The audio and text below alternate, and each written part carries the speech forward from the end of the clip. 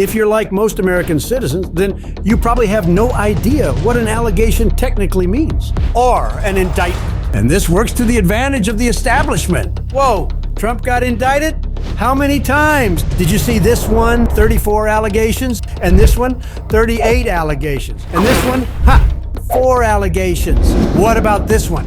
98 pages in this lawsuit alone, totaling to 41 allegations. You might be wondering, so what's the big deal? Fair enough. Let's take a little journey down history lane. In the 1970s, Ted Bundy raped, sexually mutilated, and murdered dozens of women, including raping and drowning a 12-year-old child in the bathtub of a motel room. Guess how many allegations he received when being indicted? 7. Yours truly? 117. The greatest president of all time received over 16 times more allegations than arguably the most wicked criminal of the last 50 years. If we're being honest, I'm kind of disappointed we didn't get it up to 200, but at this rate, we'll get there. Stuffing as many allegations as you can into your indictments will not only help mask any weakness in your arguments. Well, yeah, you do, but look, Pat, look, here's the deal. Man, you think I thought you stand with vote for? You're too old to vote for.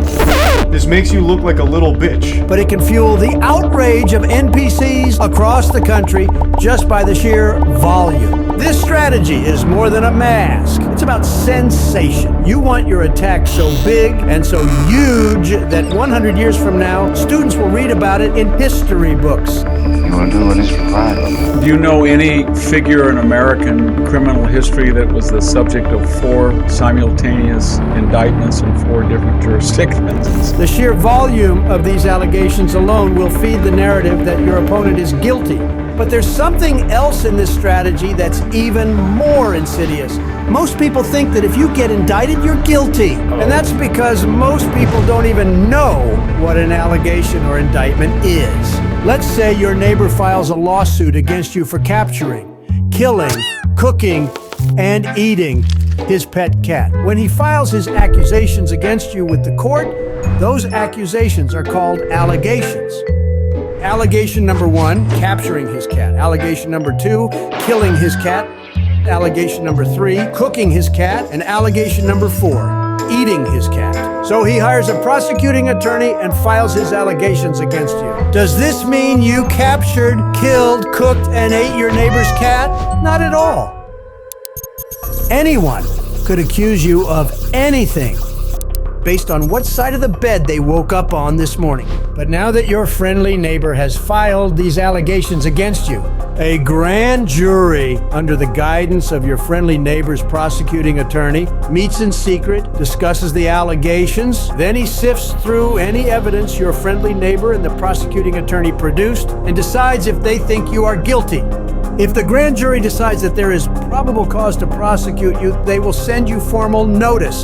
This formal notice is an indictment. Put simply, an allegation is the accusation, and an indictment is when the grand jury finds probable cause to prosecute you based on those allegations. They believe that you wronged someone. The brilliance of this strategy is that it grows by feeding itself off the ignorance of our society. He got indicted? He must be guilty. I couldn't tell you what an indictment actually is. I have no idea what that means. But it sounds bad enough. An indictment is not legal proof. It is not a conviction. It is not a sentence. A judge cannot punish you with only an indictment. Now, if getting a grand jury to file an indictment against you was enough to convict someone, America would likely unravel by the end of this year. You still have to go through initial hearing, plea agreements, discovery, pre-trial motions, trial by jury, post-trial motions, sentencing of defendant, and appeals. This process can take years, but that's perfect.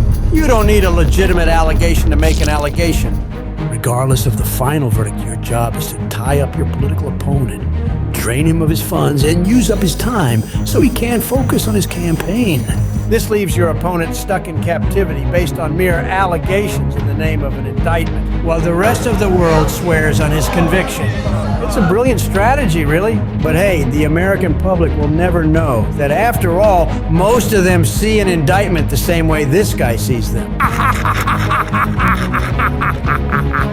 Ain't no party like an indictment party, because an indictment party don't stop. Woo!